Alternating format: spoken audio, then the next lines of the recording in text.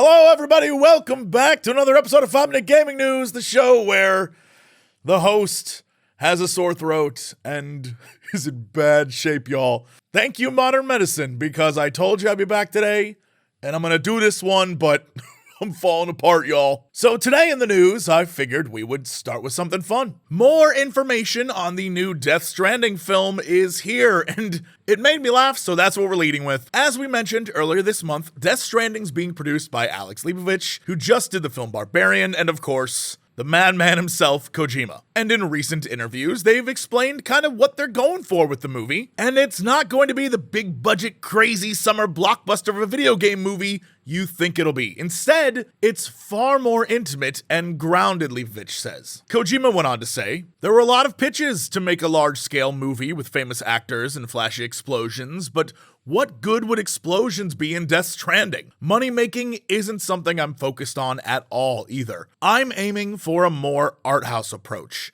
and the only person who offered to make a film like that was Alex Leibovich, which makes me think he's a rather unusual type. I made Death Stranding to be a game, and games are games. There's no real need to turn them into films. So, in a way, the Death Stranding movie is taking a direction that nobody has tried before with a movie adaptation of a game. I think that what I need to make is something that will inspire some of the people who watch it to become creators 10 or 20 years down the line. And yeah, well, of course Kojima wants that. I mean, have you played Death Stranding? How on earth do you not make something like those scenes from the recent Green Knight movie where there's giants and they're looming in the background and the whole damn thing's trippy as balls? That's what Death Stranding is. Sure, it's a simple message about connecting with others and letting yourself be open to it, but the story, the gameplay, the visuals are the insane work of a madman. And this made me laugh because he's right.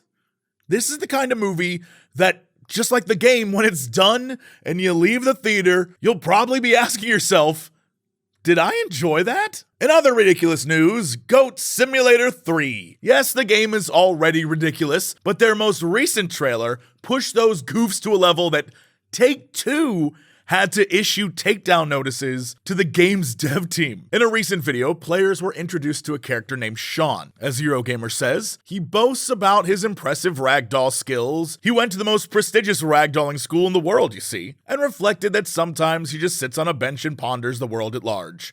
All in all, some fairly inoffensive stuff. When discussing his other work, NPC Sean had the following to say. I have other stuff in the pipeline, other big game worlds. You can actually see me in some footage that was leaked a couple months ago. And that is when Sean is edited into a clip of the Grand Theft Auto 6 leak. You know, the big one from a few months back that got a lot of people in trouble, and now some 17-year-old is going to court over it, and it freaked out the whole internet. And yeah, the whole thing is a goof, and Goat Simulator as a game is a goof. That's the whole point. So it seems like it would go hand in hand together, but Take-Two not feeling it. The company that owns Rockstar and GTA issued that takedown notice, and it has become very hard to find on the internet. So I guess that's a big oof and a hard lesson about what flies in the corporate world. Speaking of the corporate world and making some money, over at the gamesindustry.biz website, they've got their end of the year wrap up with all the inside information on big bucks and money in the game industry. Super interesting. I figured we would take a look together. Because according to gamesindustry.biz, in 2022, 94.2% of all games purchased were digital. And that just blew my mind. Like, I knew digital purchases were high,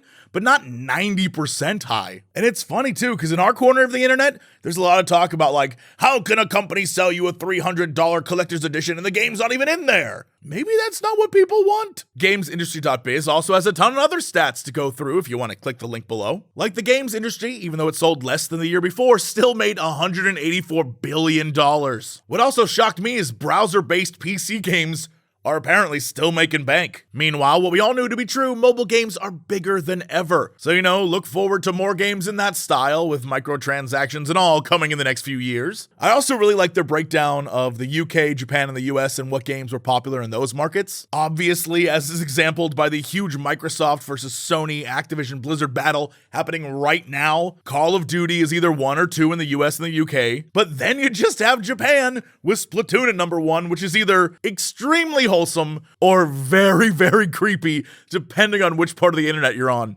There's lots of stats there. It's all sort of presented infographically, so it's super easy to understand and it's very digestible. So please check it out. Very cool. Absolutely love stuff like that. The more statistics in my life, the better. And now the more rest, the better, because that throat spray is wearing off. So this is going to be it for me. No episode tomorrow. I'll see y'all back here January 2nd. I'm going to get better. I'm going to make sure I can get through the holidays and not be sick. Thank you so much. Other videos will be up. Don't fret. We'll get the God of War stuff done. I'll release things as, I like make them, but I don't know how much talking I'm going to be doing over the next few days because I have a feeling I'm going to be like, hello, in a few days, and that's not good. So thank you so much. Thank you for all the love and the support. What a great year this has been. I'm so excited for 2023. Who knows? We may even get 6,000 subscribers at some point. And that's it for me. I'll see y'all later with more 5-Minute Gaming News.